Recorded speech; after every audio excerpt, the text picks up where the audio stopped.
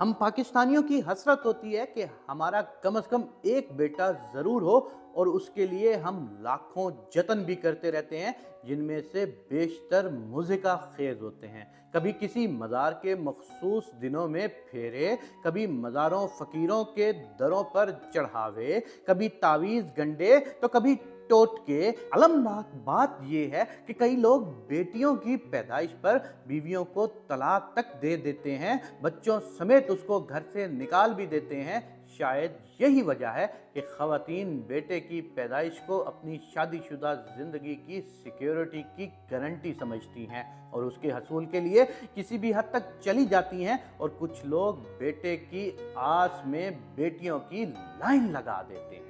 Science इस हवाले से कुछ भी कह ले, बेटे की पैदाइश में एक्स और वाई क्रोमोसोम के किरदार के हवाले से बयान कर दे, या बेटे और बेटी की पैदाइश की जिम्मेदारी मर्द के क्रोमोसोम पर आयद कर दे, मगर हमारे मुआशरे में लोग बेटे की पैदाइश के लिए तरह तरह के टोटके इस्तेमाल करते हैं, जिनका अकल या साइंस से तो कोई ताल्लुक नहीं होता, मगर उनके मुजर्रब होने के उनके सामने कई सबूत पेश होते हैं।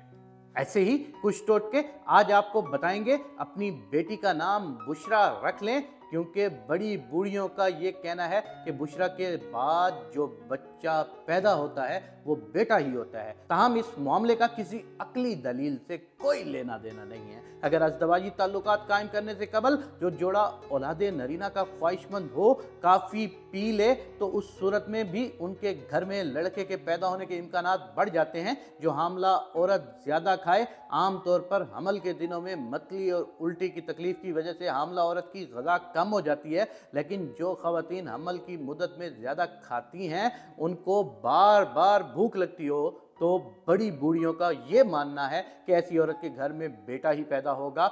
ये एक और ऐसा टोटका है जिसका अकल से दूर तक कोई वास्ता नहीं है, मगर कुछ अफराद इसको आजमूदा तरीन मानते हैं। लोगों का ये कहना है कि जो हामला औरत हमल की मुद्दत के दौरान नीम गर्म पानी से गुस्ल करती है, उसके असरात से उसके यहाँ पैदा होने वाला बच्चा बेटा ही होता है। याद रहे कि ये तमाम वो टोटके हैं जो हमारे इर्द गिर्द के अफराद इस्तेमाल करते हैं, मगर इनका ना तो मज़हब से कोई ताल्लुक है और ना ही इनका साइंस से कोई ताल्लुक है। और जहाँ तक उनके आजमूदा होने का ताल्लुक है, तो हम अपने इर्द गिर्द नज़र दौड़ाएं तो कभी तो ये कामयाब भी हो गए और कभी कामयाबी से कोसों दूर भी रहे। इस हवाले से कह सकते हैं कि बेटे और बेटी का फैसला करने वाली ज़ात सिर्फ अल्लाह तबारिक व ताला की ही है।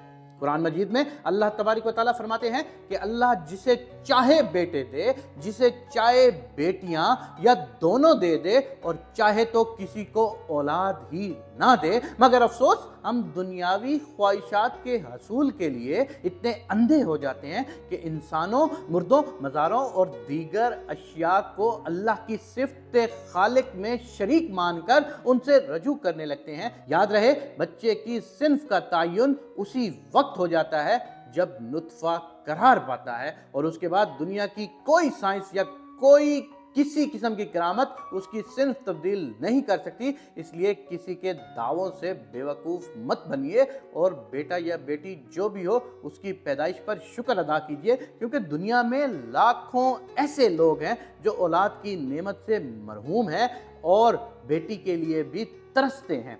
अल्लाह तबारिक व ताला सबको औलाद की नेमत से सरफराज फरमाए। आमीन या रब्बुल आलमीन।